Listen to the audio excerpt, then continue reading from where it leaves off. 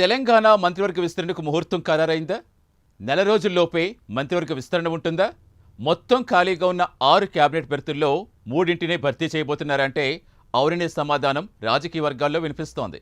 ఇంతకీ క్యాబినెట్ విస్తరణ జరిగితే మంత్రివర్గంలో చోటు దక్కేదెవరికి? ఆ లక్కీ ఛాన్స్ కొట్టే నేతలెవరు?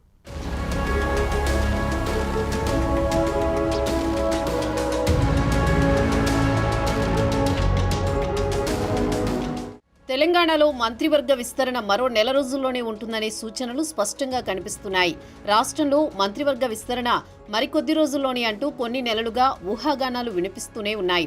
తొలుత కొత్త ఏడాది ఆరంభంలో విస్తరణ ఖాయమన్న చర్చ జరిగింది.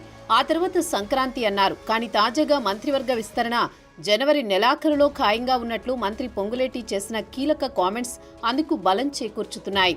సీఎం రేవంత్ రెడ్డి విదేశీ పర్యటన నుంచి రాగానే కేబినెట్ విస్తరణ ఉంటుందని మంత్రి పొంగులేటి తాజా అప్డేట్ ఇచ్చారు. స్థానిక సంస్థల ఎన్నికల్లోపే పూర్తి మంత్రివర్గం కొలువుదీరుతుందన్నారు.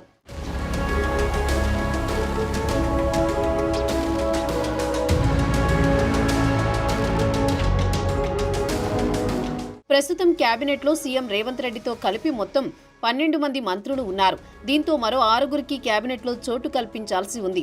అయితే కాంగ్రెస్ ప్రభుత్వం అధికారంలోకి వచ్చి ఏడాది గడిచినా మంత్రివర్గ విస్తరణ చేపట్టలేదు. ముఖ్యమైన హోం, విద్యాశాఖలు సీఎం రేవంత్ రెడ్డి వద్దే ఉన్నాయి. ఈ నేపథ్యంలో సీఎం రేవంత్ ఢిల్లీ వెళ్లిన ప్రతిసారి కేబినెట్ విస్తరణ ఉంటుందని ఊహాగానాలు వినిపించేవి. 4 రోజుల క్రితం కూడా సీఎం ఢిల్లీకి వెళ్లగా ఈసారి కేబినెట్ విస్తరణ పక్కా అనే వార్తలొచ్చాయి. అయినా అధిష్టానం నుంచి ఎటువంటి అధికారిక ప్రకటన రాలేదు.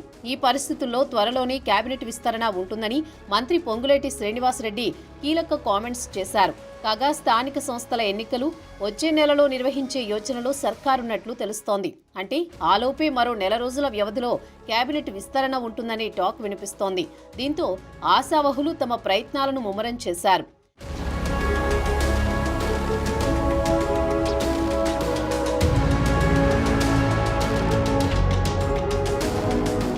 ఇక మంత్రి పదవుల కోసం చాలా మంది సీనియర్ ఎమ్మెల్యేలు పోటీ పడుతున్నారు. ఎస్సీ కోటాలో ఆదిలాబాద్ జిల్లా నుంచి గడ్డం వినోద్, గడ్డం వివేక్, రంగారెడ్డి జిల్లా నుంచి మల్రెడ్డి రంగారెడ్డి, రామ్మోహన్ రెడ్డి, బీసీ కోటాలో మహబూబ్ నగర్ జిల్లా నుంచి వాకాటి శ్రీహరి, నల్గొండ జిల్లా నుంచి కోమటిరెడ్డి రాజగోపాల్ రెడ్డి ప్రముఖంగా పోటీ పడుతున్నారు. వీరితో పాటు మహేందర్ రెడ్డి, మదన్ మోహన్ రెడ్డి, ఇటీవల పార్టీలో చేరిన పోచారం శ్రీనివాసరెడ్డి, హైదరాబాద్ నుంచి దానం నాగేందర్, మైనార్టీ కోటాలో షబీర్ అలీ, ఫిరోజ్ ఖాన్ తదితరుల పేర్లు వినిపిస్తున్నాయి.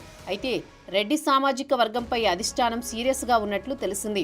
ఇప్పటికే సీఎం రేవంత్ సహా 3 రెడ్లకు కేబినెట్లో చోటు కల్పించారు. కార్పొరేషన్ పదవుల్లోనూ పెద్దపీట వేశారు.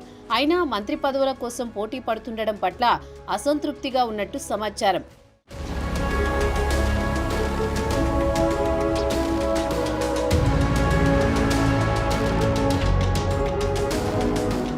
ఇదిలా ఉంటే మరోవైపు త్వరలో జరగబోయే కేబినెట్ విస్తరణలో మంత్రి పదవులను దక్కించుకునేందుకు ఆశావహులు పెద్ద ఎత్తున పోటీ పడుతున్నారు.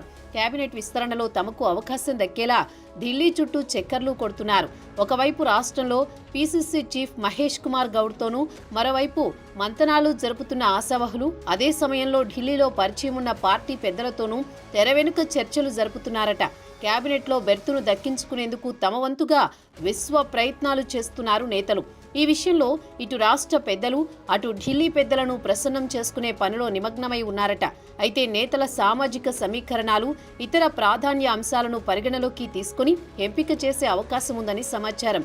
అయితే కీలకమైన శాఖలు సీఎం రేవంత్ రెడ్డి వద్దే ఉండడంతో పరిపాలన పడకేసిందంటూ విపక్షాలు సైతం విమర్శలు గుప్పిస్తున్నాయి. ముఖ్యంగా విద్యాశాఖకు మంత్రి లేకపోవడంతో గురుకులాల పరిస్థితి దారుణంగా మారిందంటూ విపక్షాల నుంచి విమర్శలు వస్తున్నాయి. సరైన పర్యవేక్షణ, పాలనా వైఫల్యంతో ఫుడ్ పాయిజన్ లాంటి ఘటనలతో విద్యార్థులు పిట్టల్లా రాలిపోతున్నారంటూ విపక్ష నేతలు విమర్శిస్తున్నారు. మరో కీలక శాఖ హోంశాఖ సైతం సీఎం రేవంత్ రెడ్డి దగ్గరే ఉంది.